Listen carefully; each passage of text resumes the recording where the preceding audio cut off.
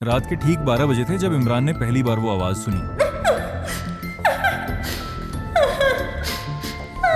कमरे की छत से आ रही थी, बिल्कुल उसके सिर के ऊपर से। इमरान ने किताब रखी और कान रखे। आवाज अचानक बंद हो गई। चूहा होगा, उसने सोचा और लेट गया। इमरान लाहौर का एक नौजवान पत्रकार था।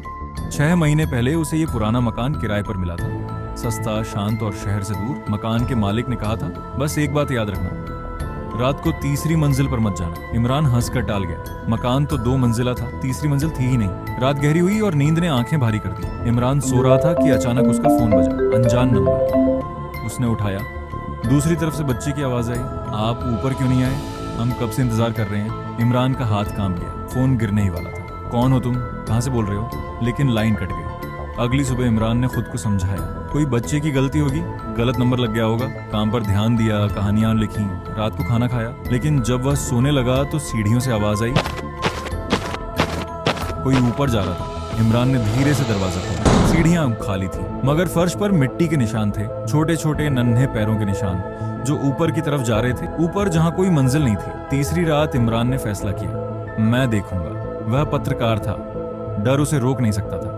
टॉर्च और कैमरा उठाकर सीढ़ियों की ओर बढ़ा। सीढ़ियां चढ़ते हुए वह दूसरी मंजिल तक पहुंचा।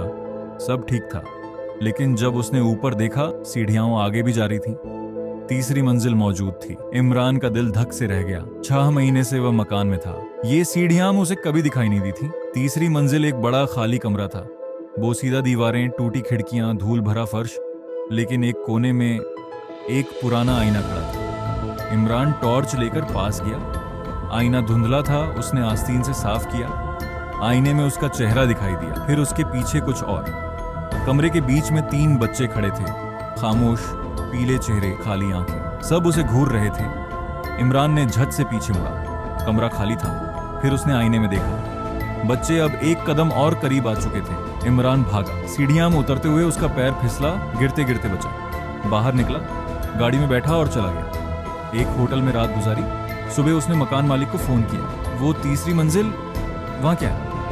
फोन पर लंबी खामोशी छा गई। फिर मालिक ने धीरे से कहा, इमरान साहब, इस मकान में कोई तीसरी मंजिल नहीं है, कभी थी भी नहीं। 50 साल पहले उस जगह आग लगी थी। 3 बच्चे मर गए थे ऊपर के कमरे में। इमरान का हाथ फोन से छूट गया। वह होटल के आईने के सामने खड़ा था। आईने में उसके पीछे 3 बच्चे खड़े थे और इस बार वे मुस्कुरा रहे थे। इमरान का फोन उस दिन के बाद कभी नहीं उठा। मकान मालिक ने पुलिस को बताया कि किराएदार गायब हो गया। कुछ महीने बाद नया किराएदार आया। मालिक ने सिर्फ एक बात कही, रात को तीसरी मंजिल पर मत जाना।